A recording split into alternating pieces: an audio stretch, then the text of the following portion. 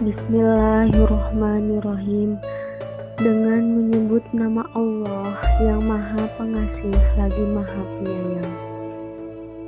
Wahai orang-orang yang berkemul, bangunlah lalu berilah peringatan, dan agungkanlah Tuhanmu, dan bersihkanlah pakaianmu, dan tinggalkanlah segala perbuatan yang keji. Dan janganlah engkau Muhammad memberi dengan maksud memperoleh balasan yang lebih banyak. Dan karena Tuhanmu, bersabarlah. Maka apabila sangkakala ditiup, maka itulah hari yang serba sulit bagi orang-orang kafir, tidaklah mudah. Biarkanlah aku yang bertindak terhadap orang yang aku sendiri telah menciptakannya. Dan aku berikan baginya kekayaan yang melimpah dan anak-anak yang selalu bersamanya.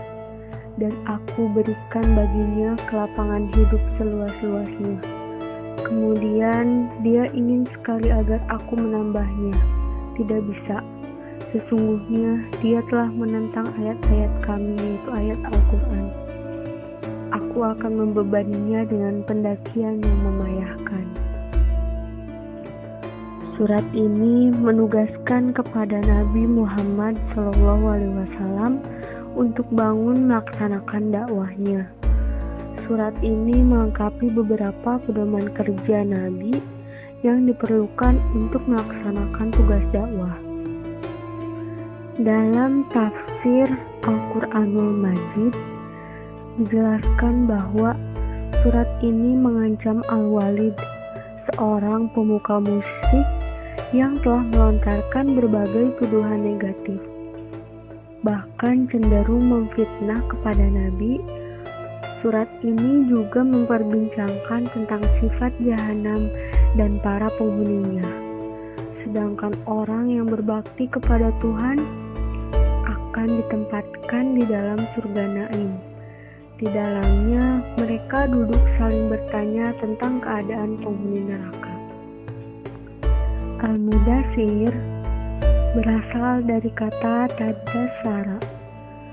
Menurut pengarang Al-Mu'jam Al-Wasit, kata tadassara berarti seseorang yang memakai ditsar, yaitu sejenis kain yang diletakkan di atas baju yang dipakai untuk menghangatkan atau dipakai sewaktu orang sedang tertidur. Oleh sebab itu, kata ditsar dapat diartikan yaitu selimut. Para ulama tafsir sepakat bahwa yang dimaksud yang berselimut itu adalah Nabi Muhammad SAW yang pada saat itu menyelimuti diri atau diselimuti oleh Khadijah radhiyallahu anha. Untuk menghilangkan rasa takutnya yang meliputi jiwa Nabi Muhammad SAW yang disertai dengan menggigil pada saat kedatangan malaikat Jibril kepadanya. Hal itu menggambarkan bahwa para nabi meskipun mempunyai keistimewaan spiritual, mereka tidak luput dari naluri kemanusiaan, seperti rasa takut. Hal ini membuktikan bahwa Allah Subhanahu wa Ta'ala mengutus para nabi dari kalangan manusia. Mereka juga merupakan manusia yang sama seperti manusia lainnya. Dalam kitab Sahih Muslim diriwayatkan dari salah satu sahabat, yaitu Jabir bin Abdullah. Ia pernah berkisah tentang cerita Nabi SAW pada awal diturunkannya wahyu kepada beliau. Pada hadis itu dikatakan bahwa pada saat aku berjalan melanjutkan perjalananku, wajahku ke atas untuk melihat siapa yang berbicara. Ternyata ia adalah seorang malaikat yang pernah datang kepadaku di Gua Hiro. Malaikat itu sedang duduk di atas kursi yang terletak di antara langit dan bumi.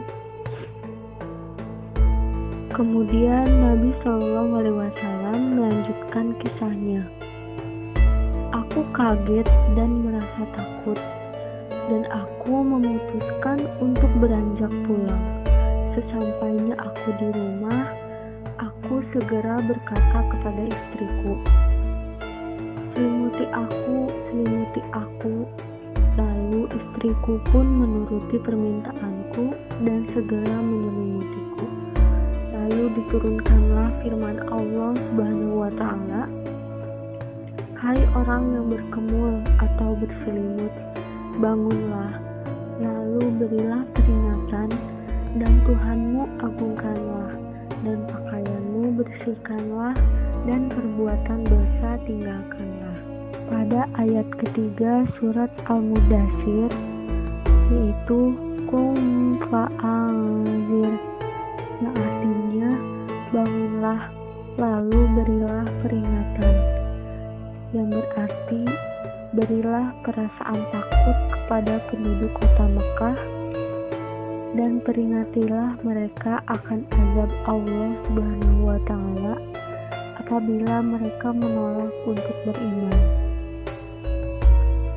Al-Faro mengatakan makna dari ayat ketiga ini adalah bangunlah, lalu dirikanlah sholat, lalu perintahkanlah orang lain untuk sholat. Pada ayat ke-6 surat Al-Mudaththir, wasiyabaka fatahhir, yang artinya dan pakaianmu bersihkanlah. Lalu ada 8 pendapat ulama mengenai makna dari kata siyab pada ayat ini, yaitu pertama, amal perbuatan, kedua, hati, lalu jiwa, jasmani, istri, akhlak atau perilaku, agama, dan pakaian. Nah, pakaian ini adalah makna yang paling zahir dari ayat ke-6 surat Al-Mudaththir. Analisis kandungan dari surat Al-Mudaththir, yaitu pada ayat kedua, Allah menyebutkan kalimat Qum fa'anzir, yang artinya bangunlah, lalu berilah peringatan. Ini dapat diartikan untuk kehidupan sehari-hari kita, berarti memiliki makna agar kita semua selalu memiliki tekad yang kuat dalam melakukan segala aktivitas kita yang dilandasi dengan niat karena Allah Subhanahu wa Ta'ala. Lalu pada ayat ketiga Allah berfirman, wa rabbaka fakabbir, yang artinya dan Tuhanmu agungkanlah. Ayat ini memerintahkan untuk kita semua agar mengagungkan Allah Subhanahu wa Ta'ala dengan beribadah kepadanya dan berharap kepadanya tanpa menaruh harap kepada sesuatu yang lain kecuali Allah Subhanahu wa Ta'ala. Ayat selanjutnya Allah Subhanahu wa Ta'ala berfirman, wasiyabaka fatahhir, yang artinya dan pakaianmu bersihkanlah. Dari beberapa kitab tafsir, ada ulama yang menafsirkan ayat ini, yaitu jangan menggunakan pakaian kalian untuk bermaksiat dan jangan pula untuk berbuat khianat. Ada juga yang menafsirkan ayat tersebut dengan maksud mensucikan diri dari dosa-dosa, dan ada pula yang berpendapat bahwa makna dari ayat ini adalah perintah untuk memperbaiki amal perbuatan. Jadi bisa disimpulkan bahwa kita harus selalu menggunakan pakaian yang bersih, membersihkan diri dari perbuatan yang kurang baik dan yang lainnya. Jika kita praktekkan, maka akan membuat diri kita menjadi lebih baik lagi. Lalu pada ayat kelima, warujza fahjur, yang artinya dan perbuatan dosa maka tinggalkanlah.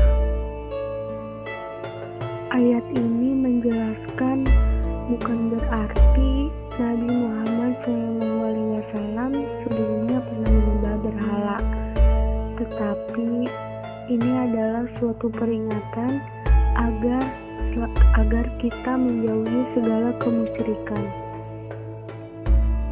dan kita harus selalu menjauhi segala komponen yang dapat mengganggu keimanan kita kepada Allah Subhanahu wa Ta'ala. Lalu pada ayat ke-6 yang memiliki arti dan janganlah kamu memberi dengan maksud memperoleh balasan yang lebih banyak. Ibnu Abbas mengatakan bahwa janganlah kamu memberikan suatu pemberian dengan maksud memperoleh balasan yang lebih banyak darinya. Ayat ini menjelaskan tentang konsep keikhlasan kita dalam beramal. Jangan pernah kita beramal kecuali hanya karena mengharap ridho dari Allah Subhanahu wa Ta'ala. Pada ayat ke-7 yang artinya dan untuk memenuhi perintah Tuhanmu maka bersabarlah. Jadi ayat ini menjadi acuan semangat kita untuk selalu bersabar atas perintah Allah Subhanahu wa Ta'ala dan tidak mengeluh jika ada kewajiban perintah Allah, karena apa yang Allah perintahkan kepada seluruh hambanya tidak lain adalah untuk kebaikan hambanya sendiri. Di ayat 8-10 Allah menjelaskan tentang sulitnya orang-orang kafir ketika hari kiamat kelak. Tidak ada pertolongan lagi bagi orang-orang kafir pada hari itu. Hikmah dari ayat ini yaitu agar kita harus selalu menjaga keimanan kita kepada Allah Subhanahu wa Ta'ala. Lalu hikmah dari ayat 11-17 yaitu jangan pernah kufur terhadap nikmat yang Allah berikan kepada kita semua. Karena pada ayat tersebut ketika seorang hamba kufur terhadap nikmat Allah, maka nikmat tersebut akan Allah cabut dan Allah akan mengganti semua nikmatnya dengan suatu kesulitan di dalam hidupnya. Hikmah dari surat Al-Mudaththir ayat 1-17 ini memberikan seruan yaitu agar kita untuk meninggalkan kemalasan dan sesuatu yang disukai manusia yang dapat menjerumuskan manusia ke dalam kerugian. Bangunlah untuk melakukan sesuatu yang berarti, dan inilah saatnya untuk segera bangkit menyampaikan risalah Allah Subhanahu wa Ta'ala, karena yang memerintahkannya adalah Zat yang kekuasaannya tanpa batas dan sudah memiliki semua jaminan. Karena apabila sudah ditiupkannya sangkakala, maka manusia tidak akan bisa melakukan apapun pada saat itu. Lalu kita sebagai hamba Allah hendaknya kita bersabar dalam melaksanakan apa yang diperintahkannya maupun yang dilarangnya, serta bersabar dan taat dalam beribadah. Tidak mudah mengeluh, dan jangan putus asa dalam menghadapi ujian dan cobaan dari Allah Subhanahu wa Ta'ala, dan teruskan perjuangan lillahi ta'ala. Kita sebagai orang-orang muslim hendaknya kita harus membersihkan diri kita sebagaimana dari surat Al-Mudaththir ini, seperti membersihkan pakaian dan membersihkan diri kita dari perbuatan-perbuatan keji, perbuatan-perbuatan yang tidak disukai oleh Allah Subhanahu wa Ta'ala. Dan hendaknya kita harus selalu bersabar ketika melakukan ibadah kepada Allah Subhanahu wa Ta'ala, dan selalu bertobat